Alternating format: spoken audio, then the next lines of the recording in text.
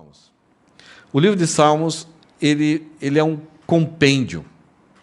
Não foram escritos todos por Davi. Nós temos vários autores. Nós temos Davi, Asaf, Lemuel, nós temos Moisés, temos salmos órfãos, isto é, a gente não sabe quem que escreveu.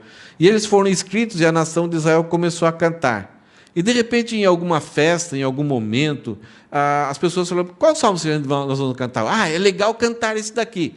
Quando eles iam para as festas, na hora de sair de casa, puxa, vamos cantar uns salmos? Vamos. Mas qual o salmo próprio para esse momento?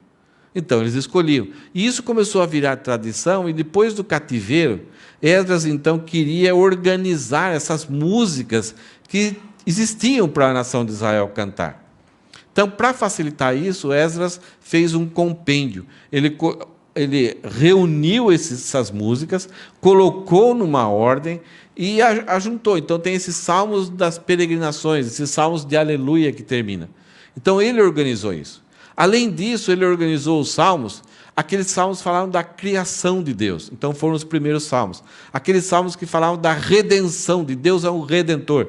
Então, é o segundo grupo de salmos. Aqueles salmos que falam que Deus é o professor, é o disciplinador, aquele que corrige, aquele que leva o povo a crescer em maturidade. Então, é o terceiro grupo.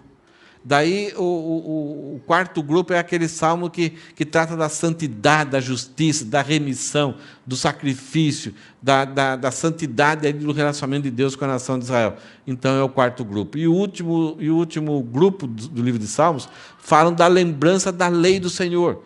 Tem o Salmo 119, que tem 4 blocos de 22 blocos de 8 versículos. E cada versículo desses 8 versículos começam com a mesma letra. Então, o primeiro bloco de 8 versículos começa com a letra A, o segundo bloco começa com a letra B, o terceiro bloco começa com a letra C, do alfabeto hebraico. E vai até completar, então, os 22 blocos de 8 versículos. Já pensou? E quem escreveu isso foi Esdras. Ele está falando sobre a lei de Deus, sobre a palavra de Deus. Como que ela é grande, ela é perfeita, ela é organizada, ela é completa, ela tem início e fim, ela trata de todas as áreas do ser humano. Então, o Esdras compôs esse salmo de uma forma muito bela, muito bonita. Cada desses livros, esses 5 livros, todo o versículo final desses livros falam de doxologia. Que palavrão! Será que é remédio? Não. Doxologia ela tem vários lugares na Bíblia. Principalmente o apóstolo Paulo, em alguns momentos das cartas, ele usa a doxologia. Ele fala de alguma coisa que Jesus Cristo fez, e nele, aquilo que não existia esperança, aquilo que era tão ruim contra mim, e agora que Jesus Cristo reverteu tudo, e eu tenho total segurança. Sabe aquele momento que Paulo fala de algo assim espetacular, e ele não se aguenta? Oh, grandiosidade! Paulo está ditando para um camarada aqui chamado Tércio, e Tércio está escrevendo tudo aquilo que Paulo está falando. E quando Paulo vai falando sobre isso, ele vai falando, parece que ele vai entrando em êxtase, numa empolgação, num ânimo, que ele acaba louvando como Deus é grandioso, que quem pode compreender a sua mente, ele começa a louvar a Deus, diante da perfeição das ações e da maneira de Deus resgatar o ser humano. Então, esses blocos, principalmente no livro de Romanos, que Paulo exalta e engrandece a Deus, é chamado de doxologia. Doxa é glória. É a palavra glória em grego. Então, é o momento que Deus é glorificado, exaltado por aquilo que Ele é e por aquilo que Ele faz. Então, cada salmo, no final de cada bloco desses 5 livros, tem um versículo: bendito seja o Deus para sempre e sempre. Amém. Tem outro livro, no último versículo: bendito, elogiado seja Deus, engrandecido seja Deus, para todo sempre. Amém e amém. Só que, quando termina o livro de Salmos, e termina o 5º bloco, o 5º livro de Salmos, tem um capítulo inteiro reservado para a doxologia, para engrandecer a Deus. E esse capítulo é o capítulo 150. Outra coisa interessante é que o livro de Salmos, o capítulo 1, começa que é bem-aventurado o varão que não anda no conselho dos ímpios, tem o seu prazer na lei do Senhor, e na sua lei medita de dia e de noite. Nem se assenta nas rodas, não se detém na roda dos escarnecedores, e nem se detém, quer dizer, não anda, não para e não senta na roda daqueles que não glorificam a Deus. O Salmo 1 tem 6 versículos. O primeiro Salmo tem 6 versículos. O último Salmo, Salmo 150, também tem 6 versículos. Parece que o objetivo do livro de Salmos é mostrar que aquele que é bem-aventurado, que não anda no conselho dos ímpios, não se detém, não se assenta, tem o seu prazer na lei do Senhor, ele vive adorando e no final a sua vida é cheia de prazer em adorar a Deus. Sabe o que significa que o primeiro Salmo tem 6 versículos e o último Salmo tem 6 versículos? Sabe o que isso significa? Não sei também. É uma santa coincidência. É uma coincidência. O primeiro e o último tem 6 versículos. Vocês vão esquecer? Talvez é só para a gente não esquecer. E para a gente fazer essa ligação. Aquele que tem o prazer na lei do Senhor termina e vive a sua vida louvando e engrandecendo o Senhor. No Salmo 150 vem algumas perguntas, ele resolve algumas perguntas, ele está respondendo, mesmo sem fazer, ele mostra para nós algumas respostas. Onde Deus deve ser louvado? Por que Deus deve ser louvado? Por que esse negócio de pastor ficar incentivando e pegando no pé do pessoal se reunir e para ter um tempo de louvor? Por que existe grupo de louvor na igreja que chega 3 horas aqui na igreja, junta som, durante a semana esquenta a cabeça para escolher músicas, e ensaiar e aprender, daí aprender a tocar, depois se reunir e passar o som e quantas coisas podem acontecer que dá um suor, começa, porque parece que não vai dar tempo. Por que esse trabalho? Por que Deus deve ser louvado? Por que não vamos fazer alguma coisa de uma forma mais simples? Como Deus deve ser louvado? Por quem Ele deve ser louvado? Vamos olhar o Salmo 150, e a frase do Salmo 150... ele vai mostrar para nós o caráter universal e atemporal do chamado para a adoração a Deus. Nos comentários que eu leio, então vou juntando as coisas, de vez em quando saem essas frases, que depois eu mesmo tenho que estudar as frases e ver o que elas significam. Porque tem hora que eu escrevo e nem eu sei o que escrevi. Vamos dar uma olhada no que a frase está querendo dizer aqui. Isso aqui é para mim memorizar e ficar mais para frente. O caráter universal. Isto é, caráter é característica, o aspecto. Então, esse salmo aqui vai falar de algo que é universal, todo o universo, extrapola a terra. E atemporal, o que é isso? Não está restrito a um tempo da história, a um momento da história.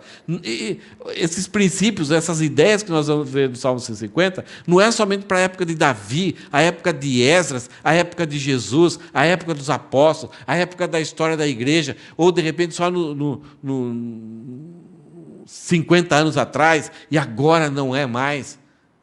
Isso aqui são princípios eternos, é um caráter universal que abrange todo o universo e não está detido, não está retido pelo tempo. Isso vai continuar, inclusive, sabe aonde? Na eternidade. Vocês acham que isso é algo importante, então, ou não? É algo que a gente deve deixar para lá? Algumas vezes a gente investe o nosso tempo, a nossa dedicação em coisas... Por exemplo, eu sempre gostei de tecnologia, né, de usar a tecnologia em meu favor.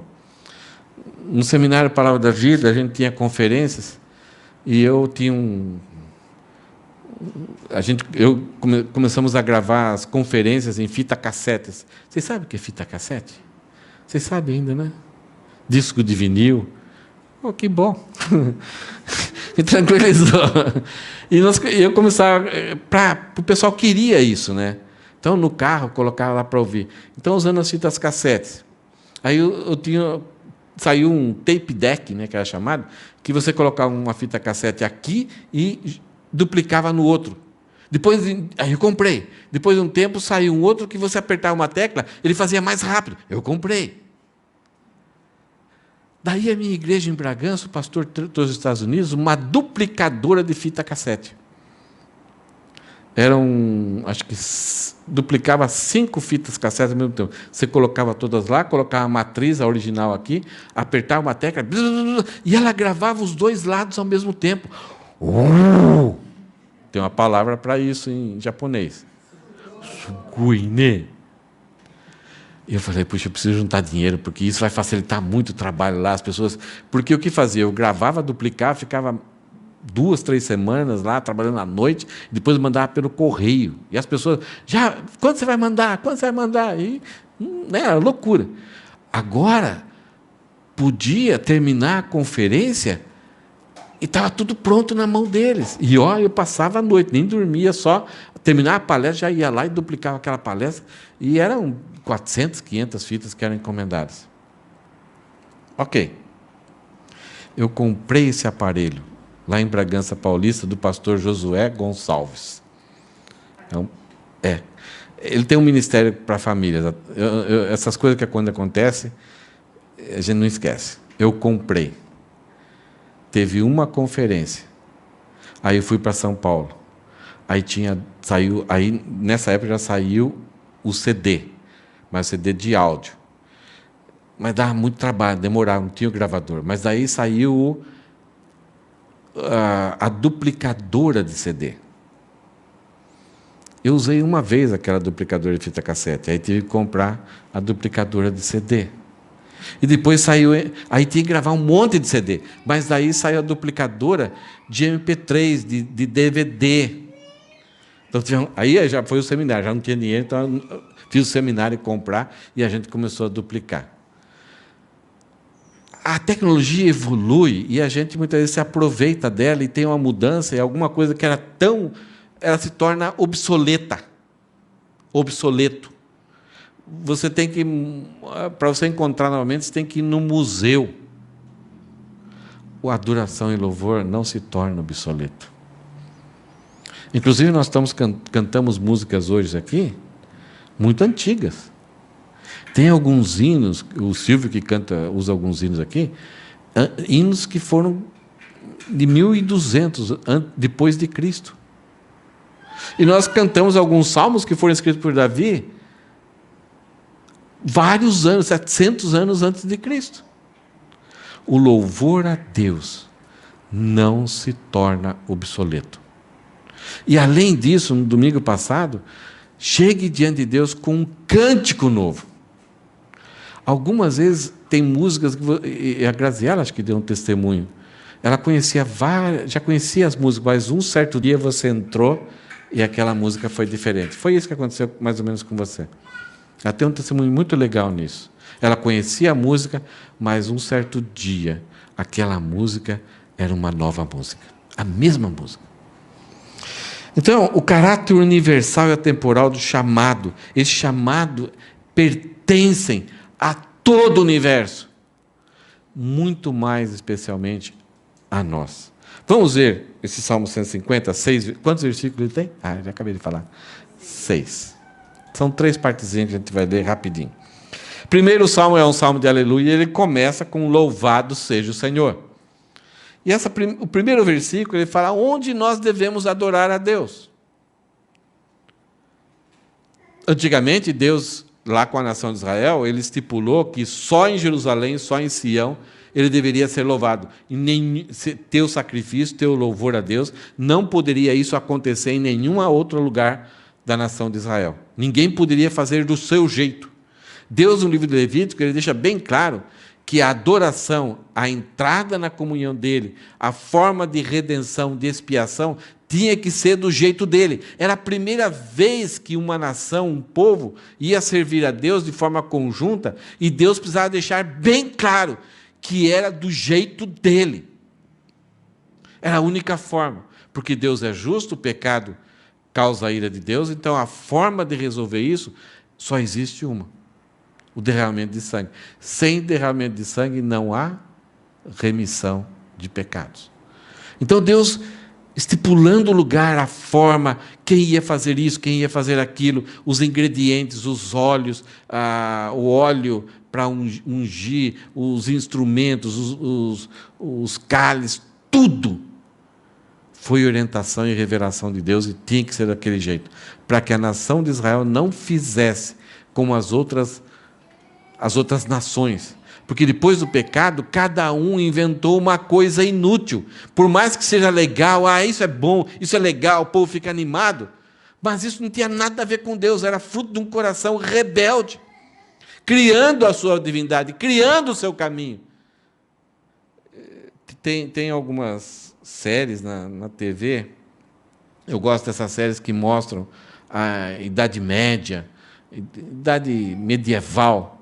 E aí você vê cada nação e cada um tem um tipo de deuses. Um dia assisti um filme, acho que coreano, sobre um cara que ele tinha que ser aprovado, e quantos deuses, e aí cada pessoa tinha uma ideia diferente. Deus não, ele vem e se revela, e ele mostra claramente qual é o meio de se chegar a ele. Então o salmista fala aqui: louvado seja o Senhor. Como? Onde? Louvem o Senhor no seu santuário. Essa palavra revela o quê? Que esse lugar é? Não. Existe um santuário. E o fato do santuário ter esse nome significa o quê? Que esse lugar é? Ok. Santo. A palavra santuário vem da ideia de que é um lugar santo, aonde não existe mal, aonde não existe impureza. Por que esse lugar é santo?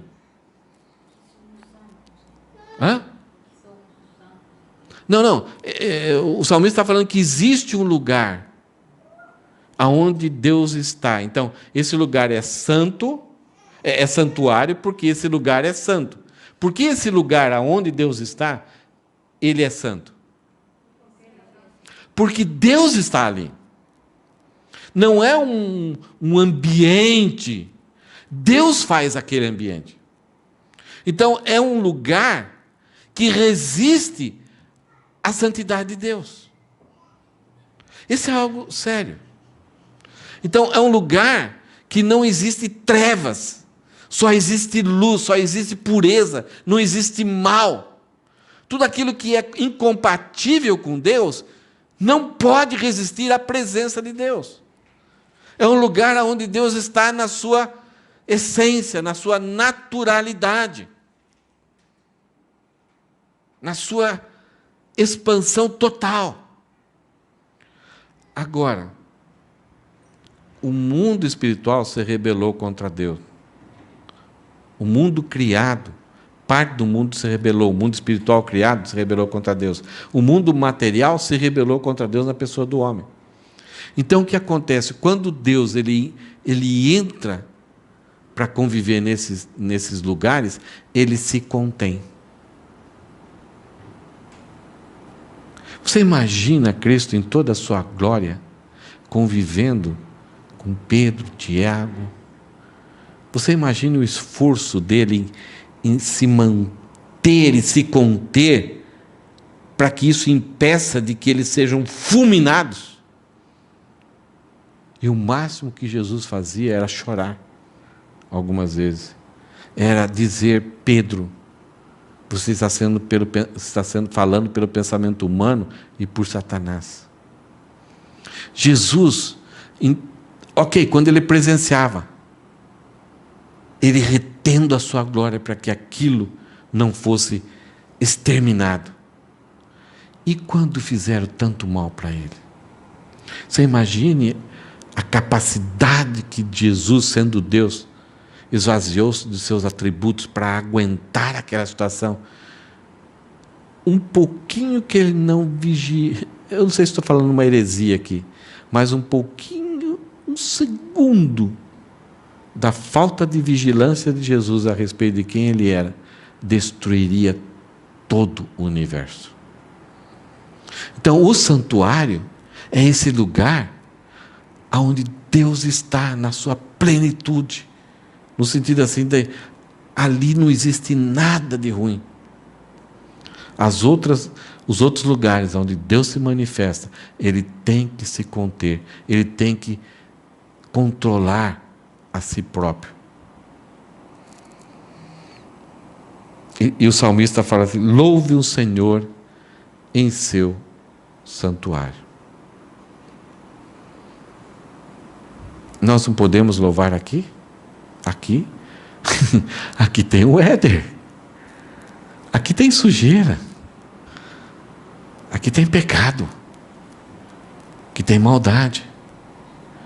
Isso aqui é santuário? Mas aí a gente fala: não, está lá dentro, cada um de nós somos santuário. Isso é uma verdade. Mas é assustador o que tem aqui dentro. Aqui nós descobrimos uma das coisas mais fantásticas. Nós podemos fazer com que aquilo que a gente cante, aquilo que a gente celebre aqui, chegue a Deus, nesse santuário onde Deus está plenamente, e que esse louvor seja aceito, não seja um louvor tão impuro como nós fazemos aqui. Você ia falar alguma coisa? Não? Como isso é possível, então? Existe um filtro. Quem é esse filtro? Jesus. Juntamente com o Espírito Santo. Então, o nosso louvor, apesar de ser cantado, ser expresso pela mente, pelo coração do Éder, da Ana, do Eduardo, do Fabiano, da Cristina, do Elcio, ele vai até o santuário e chega com um aroma suave por causa de Jesus. Através de Jesus. Agora, quando nós cantamos músicas antropocêntricas que glorificam a nós e não a Jesus, esse filtro vai impedir que isso chegue. O próprio Jesus e o próprio Espírito Santo vai impedir isso. Por isso que o pessoal fala: esse louvor não saiu do teto.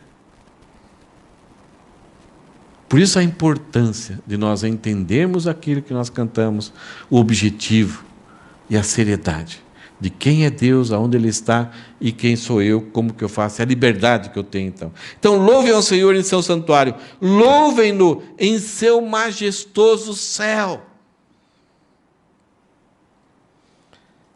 É a mesma ideia. Existe um lugar de majestade. Não é uma balada, não é músicas cantadas assim a qualquer momento, relaxadamente num parque.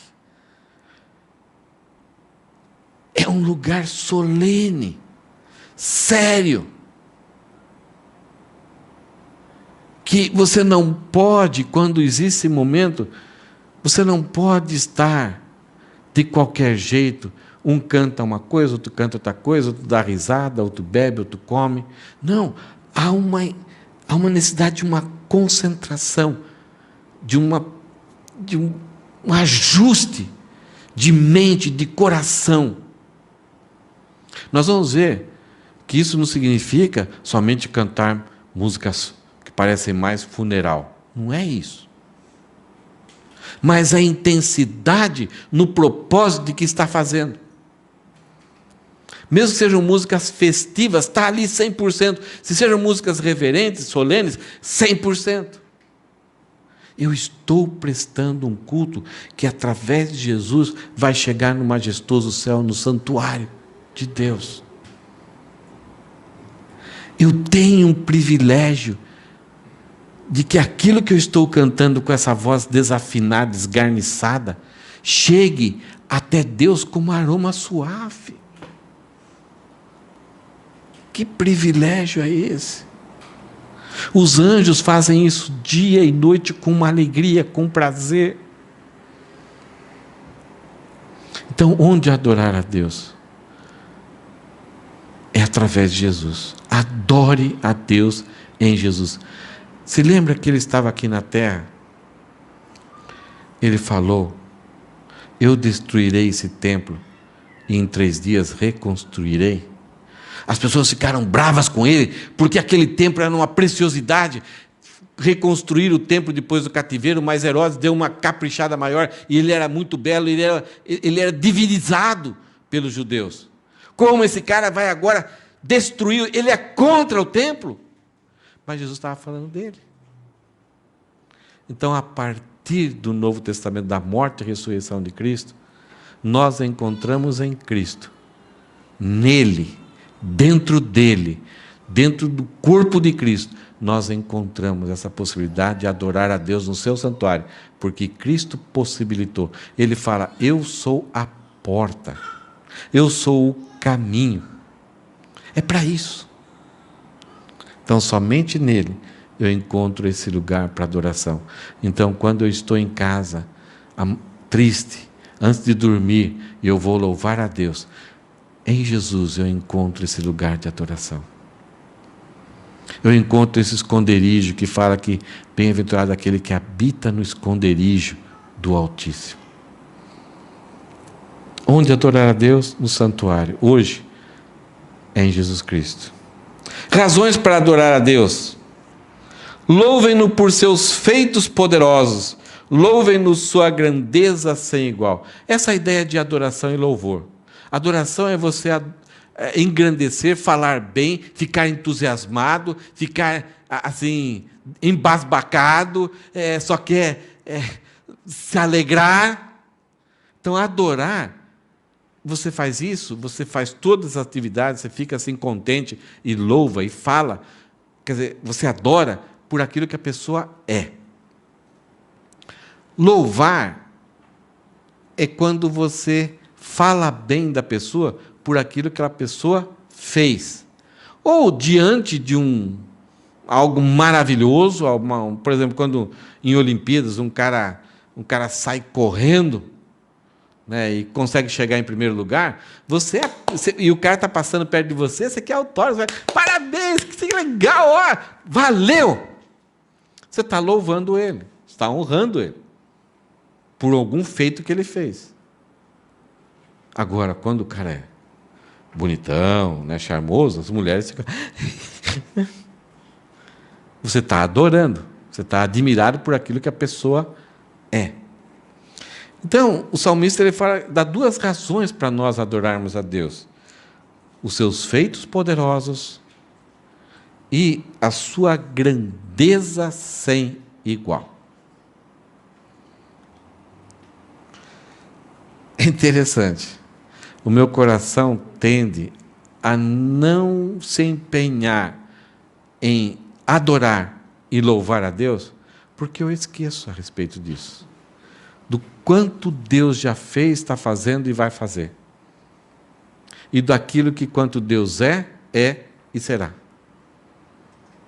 Quando eu esqueço isso, quando eu não busco na Bíblia, quando eu não fortaleço a minha mente com a palavra de Deus que revela aquilo que Deus é, eu não sinto muita vontade e empolgação a respeito de Deus. Então o salmista nos alerta: louvem por seus feitos poderosos, louvem na grandeza sem igual. Eu li num livro, eu gostaria de mostrar mais ou menos só uma ideia de poderosos feitos. Por exemplo, o que Deus fez para nós? Ele nos elegeu, Ele nos redimiu e Ele nos deu para alguns homens a inspiração para que revelasse as Escrituras e a gente pudesse conhecer a Deus e saber a sua vontade. Olha o que Deus fez para nós. Antes de nós nascermos, Ele já sabia que nós íamos pecar e Ele escolheu então alguns para serem salvos, porque ninguém queria ser salvo. Todos aí podem receber, ouvir a palavra de Deus, mas vão rejeitar todos. Mas somente quando o Espírito Santo convence do pecado, da justiça e do juízo, o homem então é salvo. Deus nos elegeu porque merecemos? Não, pelo contrário. Ele escolheu os mais pangarés. Sabe essa palavra? Pangaré é o cavalo sem raça, sem pedigree, não é o puro sangue. Paulo fala que nós éramos a escória do mundo. E Deus, na sua infinita bondade e misericórdia, nos escolheu. Eleição. Redenção. Como então redimir aquilo que Deus escolheu? Deus não podia jogar para debaixo do tapete. Ele então envia, desde a fundação do mundo, ele já planejou a morte do seu filho, Jesus, a enviar o seu filho, ele se encarnar e morrer, viver entre nós, morrer como sacrifício, ressuscitar, ascender ao Deus, montando a sua igreja, e um dia vai buscar a sua igreja. Inspiração, ele usou 40 homens para revelar a sua vontade, respeitando o jeitão de cada homem, mas o Espírito Santo controlando. Não foi um ditado, não foi um transe. É algo impressionante o processo de inspiração das Escrituras, sem erro. O que ele faz em nós? Os poderosos feitos de Deus em nós. A obra de iluminação e entendimento. Através do Espírito Santo, Deus ilumina nossa mente que estava em trevas e nos dá entendimento. E esse processo continua no dia a dia da nossa vida cristã. A cada dia Ele está iluminando, Ele está dando entendimento para que a gente compreenda as verdades de Deus, para que a gente entenda a sua vontade. Não ficamos mais como cegos buscando verdade no escuro. A obra de Deus então é um poderoso feito que Ele purifica o nosso coração.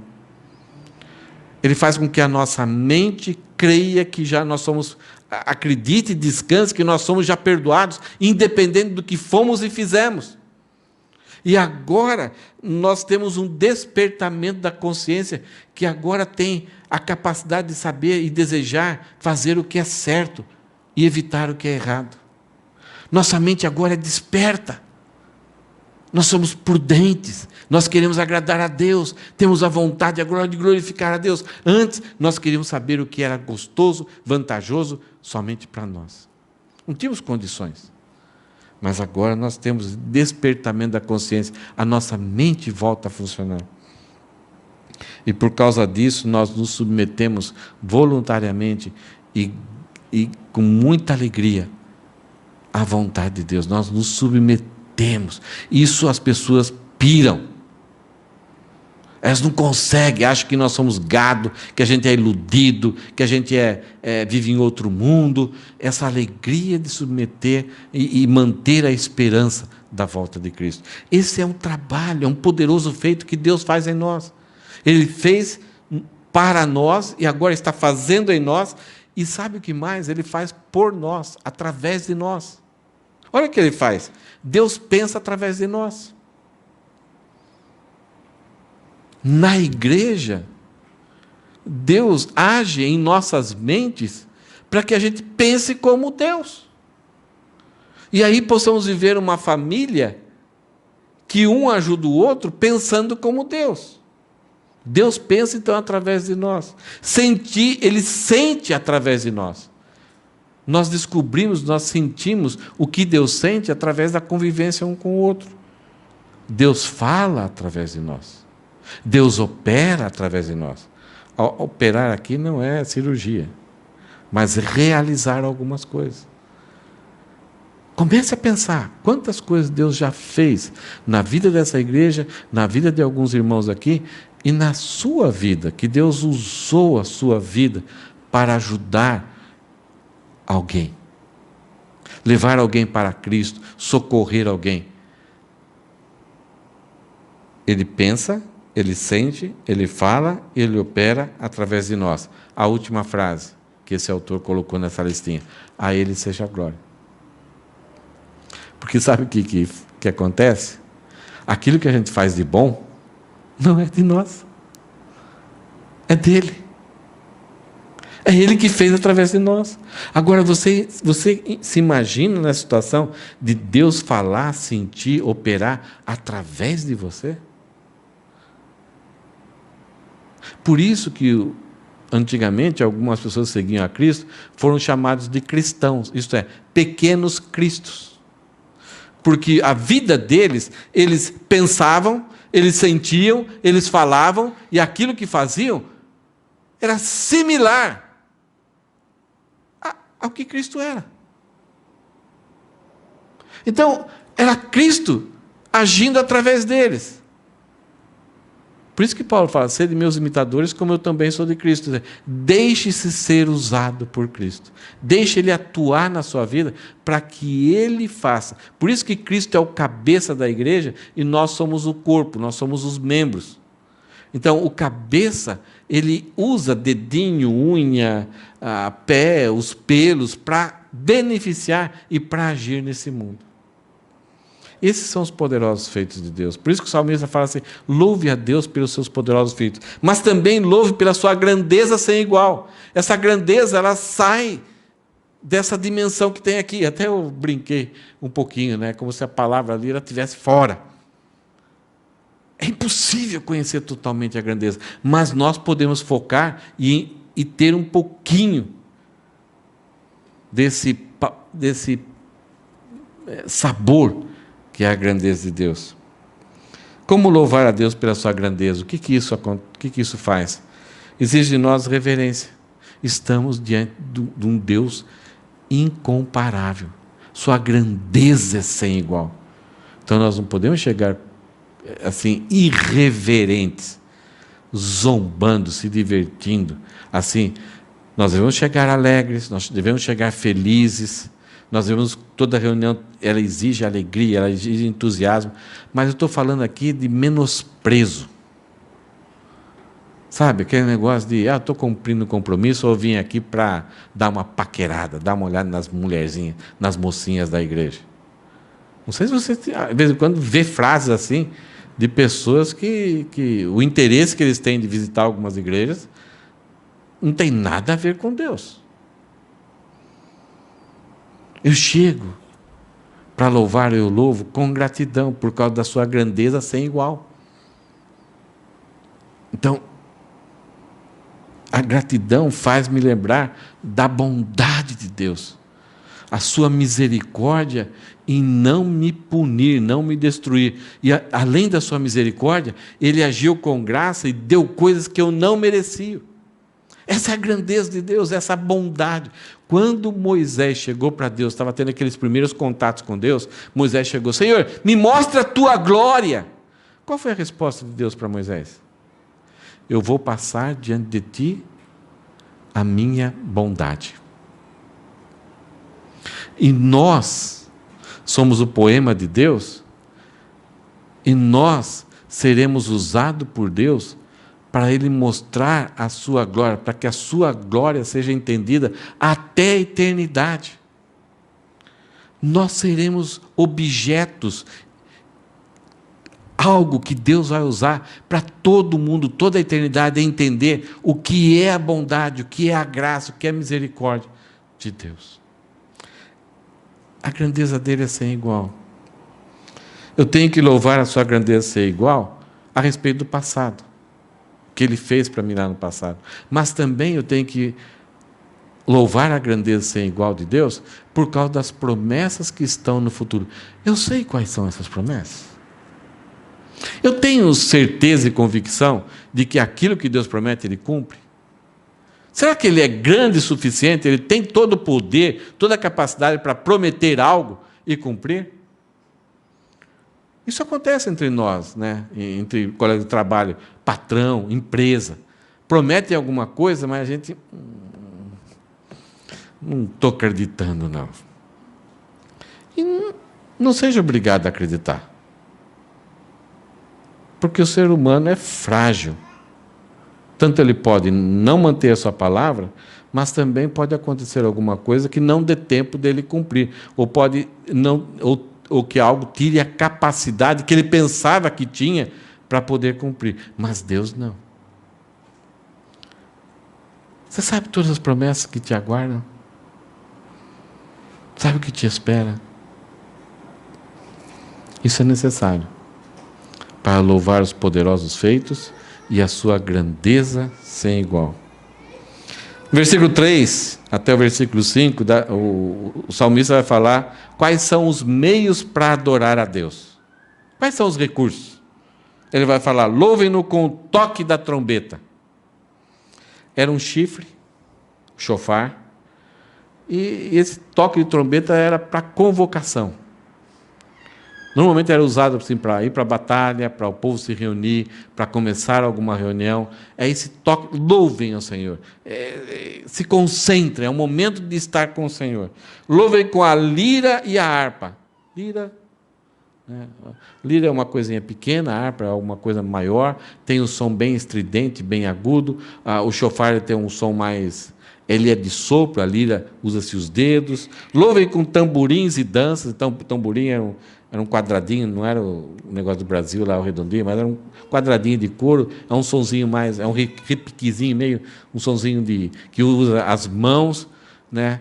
Mas é um sonzinho mais agudo, né? Mais repetido, não tem notas musicais. É a frequência que você bate juntamente com algumas notas da lira, da harpa, que fazem a harmonia da música.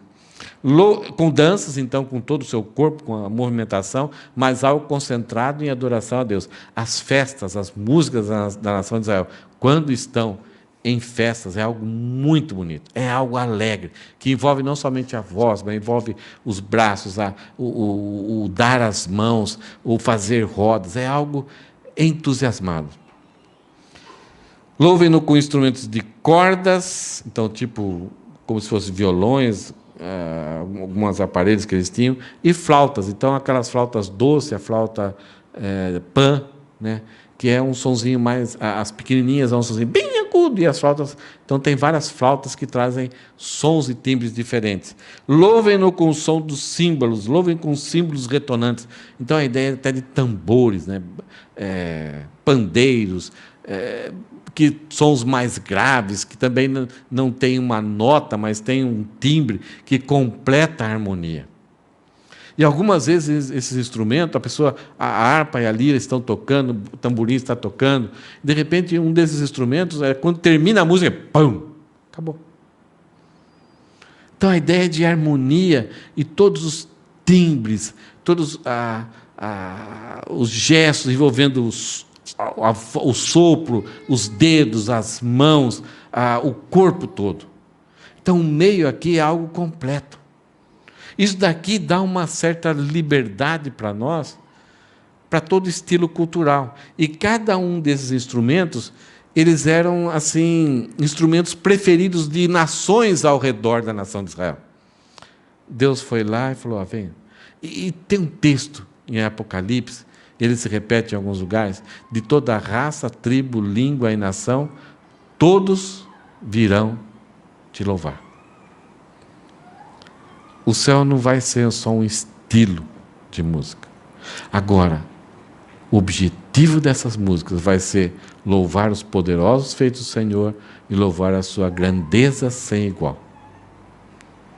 Todos com muita alegria, com foco total, uma santa farra que não visa trazer satisfação para quem está cantando ou tocando. Quando olhamos esses instrumentos custam caro, tanto naquela época como hoje. A ideia é que deve haver um empenho da gente se dedicar em fazer da melhor forma possível aquilo que se trata de louvar a Deus. Agora, nós não devemos nos preocupar no sentido aqui que somente quando tivermos, então lutarmos para encher, né? Tem igreja que o negócio é cheio de tanto tipo de instrumento, mas é uma batalha, é uma guerra entre as pessoas que trabalham nesse ministério. E muitas igrejas dos Estados Unidos, grandes, só estão usando violão já. Eles minimizaram para que a igreja volte o seu coração na adoração com Cristo. Eu tenho uma foto aqui de alguns instrumentos, mas não sei se estão tão fiéis, né? O pandeiro, que é o pífano, a gaita de foles, que eram usadas também pelos judeus, o adufe, a lira, a flauta pan também, o tamborim, o que é o último lá? O tambor, né? Então havia as festas solenes e havia festas festivais. A nação de Israel tinha todo tipo e a nação de Israel participava louvando ao Senhor. Esse é o convite do Salmo 150. Versículo 6, para terminarmos. Quem é chamado para adorar a Deus? Quem é chamado? Todo aquele que respira, louve ao Senhor. Será que isso inclui até animais? No outro salmo que a gente viu, tudo. Até as estrelas, que não respiram. Tudo manifesta a glória de Deus e mostra a assinatura de Deus. Que foram criadas por Deus, manifestam a sua grandeza. Então, tudo aquilo que respira, se você consegue soltar uma voz, um barulhinho, louve ao Senhor. E ele termina, louvado seja o Senhor. Só que, aqui talvez tenha uma pegadinha. O que é um ser que respira? Hã? Oi? Que tem vida. Será que o salmista está querendo dizer todo aquele que tem vida, louve ao Senhor? Isso já funila um pouco mais a ideia do chamado. Todos devem louvar o Senhor, mas especialmente aqueles que têm vida, louve ao Senhor. A essência da existência da vida é louvar ao Senhor. Agora, então nós estamos falando talvez de um grupo menor, que tem a essência que é aqueles que nasceram de novo, que foram ressuscitados em Cristo, que têm essa vida espiritual, porque não há adoração a Deus se não for em espírito e em verdade. O homem foi criado para adorar a Deus. No seu estado de rebelião, aquilo que ele apresentar a Deus sem estar em Cristo não é aceito por Deus. Então, somente aquele que está em Cristo, aquele que tem vida, aquele que respira espiritualmente, pode ofertar algo para Deus. Agora, todos que respiram, que têm vida espiritual, tudo aquilo que eles são e farão, será aceito por Deus? Nem sempre.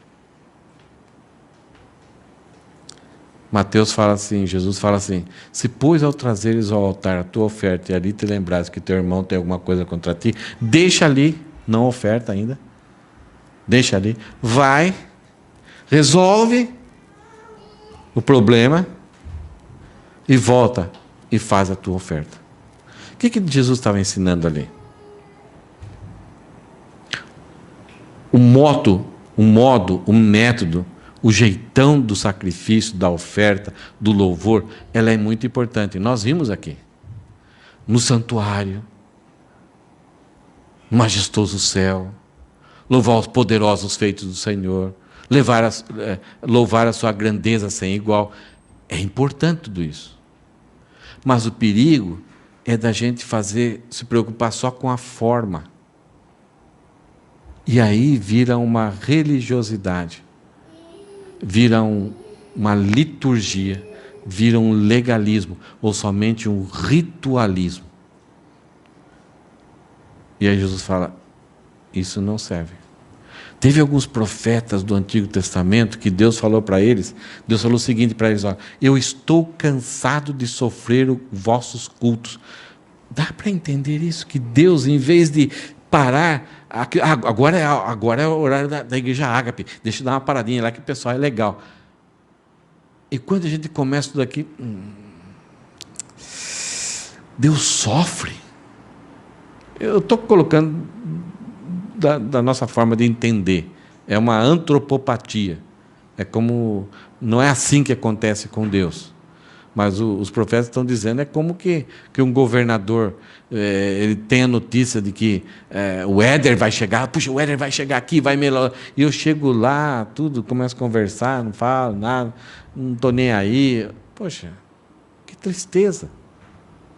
Alguém que esperava eu para engrandecer o nome dele ali, estou fazendo tudo banalizado. Então Deus fala que o verdadeiro louvor tudo que respira louve ao Senhor, isto é, tem que ter vida. Ritual não tem vida. Ritualismo não tem vida. Tradicionalismo não tem vida. Precisa haver vida, mesmo que não seja o mais caro ou o mais barato, não, sabe? Se não houver vida, espiritualidade naquilo que fizermos, isso exige santidade. Isso exige a preocupação em santidade. Não que você deva ser perfeito, não, mas que você está caminhando para essa perfeição. Porque mesmo que você seja... Eu coloquei uma frase lá que hoje nem me lembro mais. Mesmo seja o melhor instrumentista, Deus não está nem aí com isso. Ele quer que haja vida. Então, todo ser que respira, louve ao Senhor. Tem que respirar para louvar ao Senhor. Louvado seja o Senhor. Terminando, quais os motivos para não adorarmos a Deus? Você encontra algum motivo? Existe algum motivo? Eu não vou adorar a Deus por causa disso. Temos algum motivo? Então por que não adoramos a Deus? Se não temos, por que não adoramos? O que eu devo fazer então? Eu devo estudar e observar. Quando estudar a palavra de Deus, eu devo observar o que Deus fez, o que Ele está fazendo, o que Ele vai fazer. Então isso vai me inflar de desejo de adorar a Deus. Eu tenho que meditar na grandeza dEle, no que Ele está fazendo, no que Ele fez, no Deus grandioso que Ele é. Algumas vezes a gente pensa murmurando a respeito de Deus. Por que o Senhor permitiu que isso acontecesse? Se o Senhor é bom, colocamos Deus na parede e não entendemos a sua grandeza. Eu tenho que proclamar a honra dEle. Quando eu louvo a Deus, quando eu vivo uma vida, quando a minha vida respira o louvor a Deus, eu proclamo a sua honra. Eu honro a Deus. Agora, algumas vezes nós proclamamos a honra de Deus, mas as nossas ações, o nosso estilo de vida são incoerentes. Então precisa haver coerência no louvor. Já falamos um pouco disso, né? Aquilo que eu falo, canto, ela tem que estar batendo, né, sendo coerente. Isso tem a ver com todos nós, comigo, com os professores e qualquer um de nós que, quando conversamos, se falamos de Deus, aquilo tem que bater com aquilo que a gente crê, com aquilo que a gente fala e com aquilo que a gente vive. Terminamos então o livro de Salmos e vamos começar do primeiro capítulo semana que vem. Mas só a respeito do Salmo 150. O Salmo 150, se a gente for perceber ele é uma oração. É uma oração que busca algumas coisas. Primeiro, essa oração busca eliminar toda superstição. Superstição é quando a gente inventa coisas místicas, porque a gente não acredita que Deus é uma pessoa. Que Deus existe, que se relaciona e que fala. Superstição é tipo, olha, não passa por debaixo da escada que vai cair... Por quê? Não sei, existem energias aí que... Olha, passou um gato preto, então você faz o sinal da cruz lá, tal. Você é supersticioso. Com Deus, o Salmo 150 mostra para nós que Deus é um Deus vivo. Ele não é uma energia cósmica que você tem que se adequar com algumas atividades para a coisa dar certo, para você evitar mal contra você. Então, o Salmo 150 visa isso, eliminar toda superstição. O Salmo 150 mostra para nós, é o convite para nós espalharmos a verdade para todo lugar. Glorificar a Deus é espalhar a verdade por todo lugar. Por isso, em missões, quando missionários vão para algum outro lugar, a primeira coisa que eles fazem é começar com estudos bíblicos, mas juntamente com louvores. Eles traduzem rapidamente músicas e procuram músicas, procuram letras ali que possam ser na linguagem, do jeitão deles, para logo o povo dali cantar. E a palavra de Deus é espalhada através da música. E as pessoas começam a louvar no seu jeitão. Então, o Salmo 150 é uma oração a Deus que busca espalhar a glória, a verdade em todo lugar. E o Salmo 150 é uma oração que busca a conversão de toda a alma. Todo ser que respira, louve ao Senhor. Então, venha respirar você também.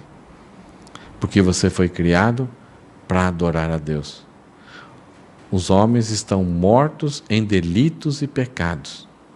Por causa disso, não consegue glorificar a Deus. O Salmo 150, todo ser que respira, louve ao Senhor. Então, como que uma pessoa, um morto, pode começar a respirar? Somente através da ressurreição de Cristo. O desejo de Deus é ter um povo vivo ao seu redor, glorificando a Ele de dia e de noite. E isso já está sendo possível. Nós estamos glorificando Deus às 7h14 da noite aqui. Alguns outros países já estão fazendo o culto dominical. Daqui 2 horas, lá no Brasil, várias igrejas vão estar louvando ao Senhor. Então, 24 horas por dia, por causa de Jesus Cristo, Deus é glorificado. Na vida de tantos irmãos que ainda nós não conhecemos.